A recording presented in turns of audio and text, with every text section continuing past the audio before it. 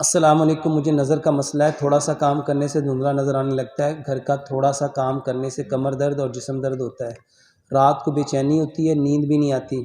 اس کے علاوہ سر کے بال بہت زیادہ گر رہے ہیں. اس کے علاوہ میری بہن کے پتے میں پتھری ہے. ڈاکٹر نے آپریشن کا حل بتایا. بچوں میں چڑچڑاپن بہت زیادہ ہے. مہربانی فرما کے اس کا حل دیجیے. جتنے لوگوں کی نظر کا مسئلہ ہے, میرے محترم بھائیوں, میں اکثر لوگوں کو کہتا ہوں کہ لمبا سجدہ کرو, لمبا سجدہ کرو.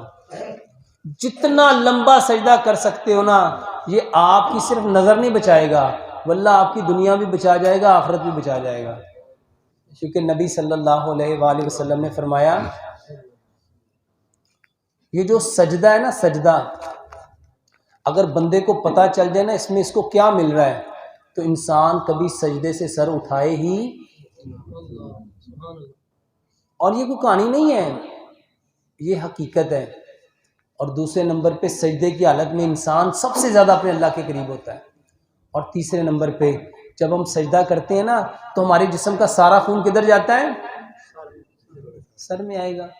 تو یہ جو بہن نے کہا کہ سر کے بال گرتے ہیں, جب وہ لمبا سجدہ کرے گی تو سر کے بال ویسے ٹھیک ہو جائیں گے. اور گرم پانی سے وائڈ کرو.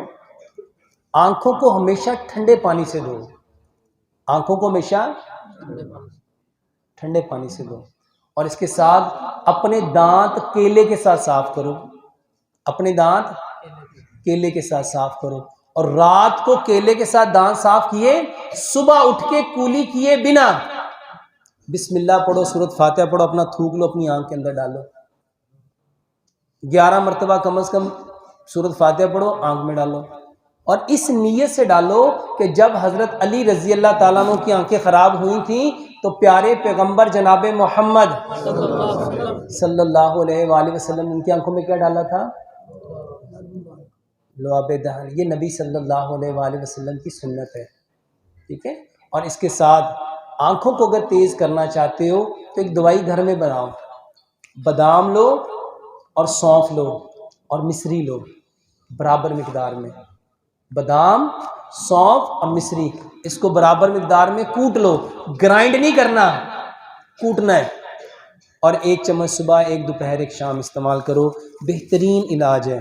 اور اس سے نیند بھی ٹھیک آئے گی, اور انشاءاللہ یہ جو بے چینی ہے وہ بھی ٹھیک ہو جائے گی.